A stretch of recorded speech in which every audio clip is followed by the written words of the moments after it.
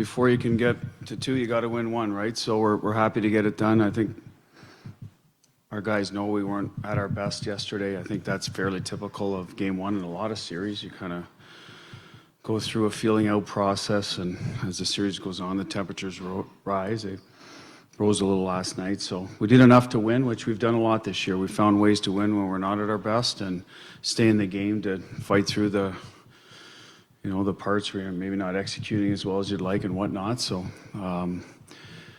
but again, when it was winning time in the third period and we got the goal from Whitecloud, I thought we recognized what was at stake, and we're able to get to the finish line and do enough things right. Front left. Tracy Myers, NHL.com. It's easy to look at Jack Eichel and just say, okay, great goal scorer, but how much of a complete package is he with everything he's able to do for you guys? Well, we've talked all year about his 200-foot game. He's been excellent from day one, bought in at training camp, how we want to defend in our end. So he's just a lot of closing responsibilities for the centerman, and with his speed and size and strength and good stick, he's been real good at it. His reloads are excellent. He's caught, I don't know how many plays this year from behind. So I think earlier in the year he's maybe hanging behind the play a little bit. That was a habit he had. We tried to kind of bring out of his game, where when the puck gets turned over or looks like it's turned over, get moving back towards our end. He can still be a good high forward if we do retain possession. So that part of his game's been excellent. I think he's worked hard on his faceoffs. We haven't given him a lot of PK responsibility, so that part's on me. But at the end of the day, we trust him against anybody, does a good job against anybody, and obviously very dynamic when he has the puck. And has found 2 good line mates who's kind of in and out with Marshy most of the year. Barbashev comes over at the deadline, is a good fit for him, will go to the net for him. So I think they all complement each other very well. Left side, third row. Jesse Granger with The Athletic. It was a big key against Dallas to keep them out of the front of the net.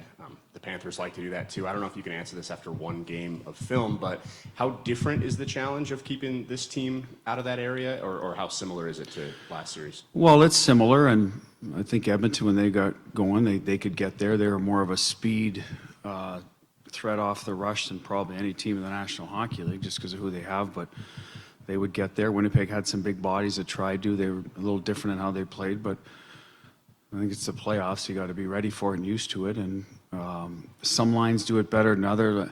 The Bennett line's a little more direct, right to the top of the crease. We saw that with the skirmish early. Bennett had a couple of chances there in the second. Bang, bang, he goes right to the net. Kachuk's real good at drawing you out of that area and then putting pucks back in there. So you got to know when he's going to the net and when he's trying to get you away from the net. So there's the challenges of the individual players. I think Barkov's line's a little more, they're looking for a few more of those east-west plays around the front of the net as opposed to bullying their way there. So there's different ways to defend it. That'll be the challenge. That may be a little different from Dallas. But they had some good players that got inside. I mean, Robertson was a handful once he got going. He finds pucks there and he's long.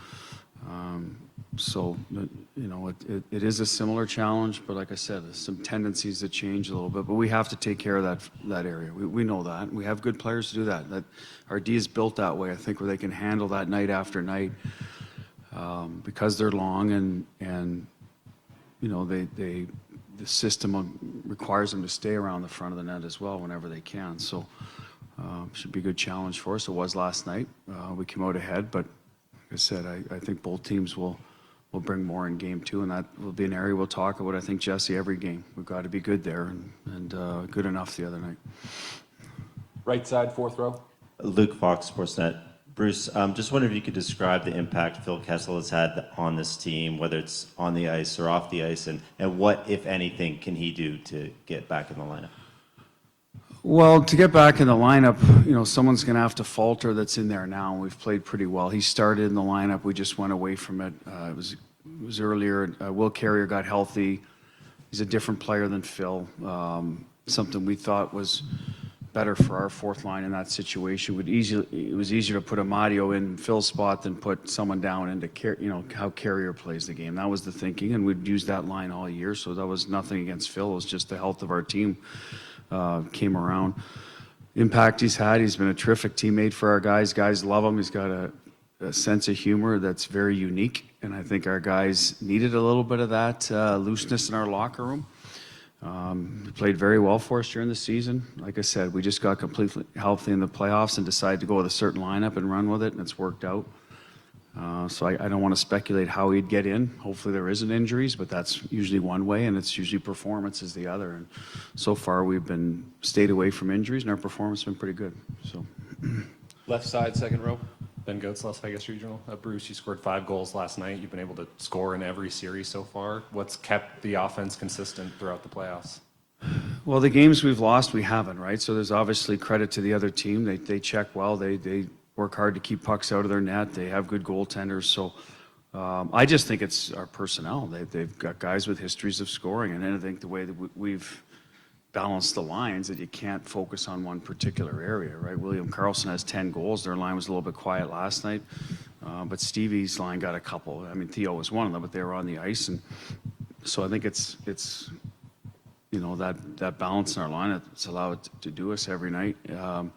Special teams can help you there. Our power play's been hit or miss. Last night we got one on the power play and one empty net, so it doesn't, but still we found a way to score 4 goals, which is usually enough to win, and has been the case for us when we have. So D pitched in last night, 2 from the D core. We hadn't had a lot early on. Now Petro had one I think just a few games ago, and if Theo heats up here a little bit, Whitey's got a couple now, a big one in Edmonton, I remember he scored. So the timely goals as well from them.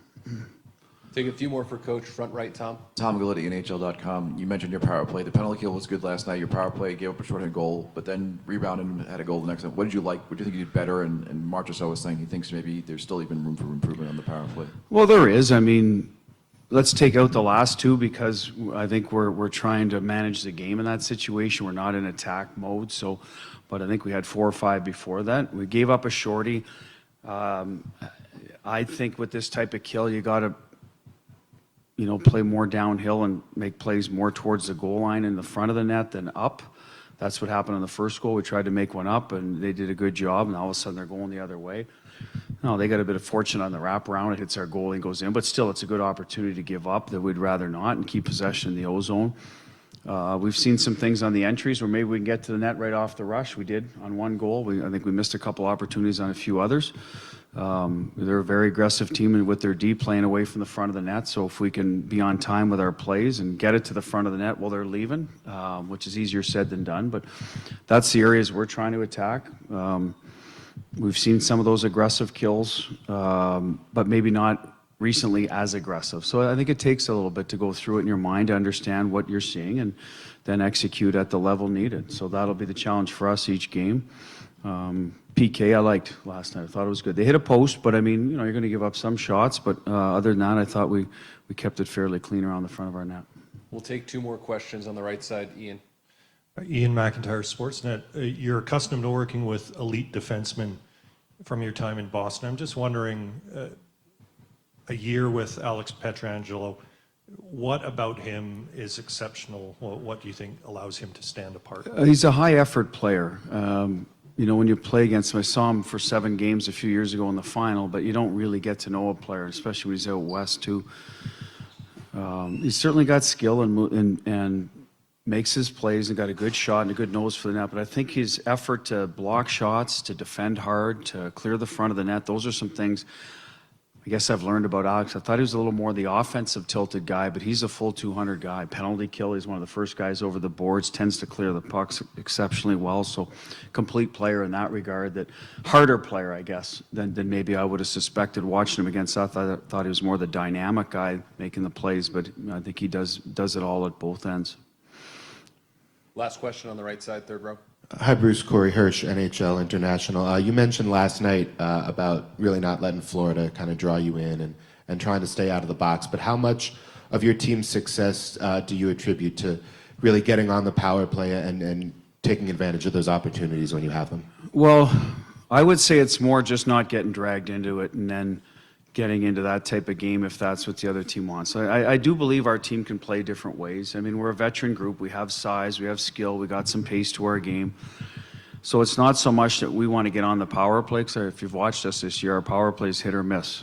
It's been good in stretches and other times we get slow on it. So we're not relying on it. We're not Edmonton that we use that as fuel.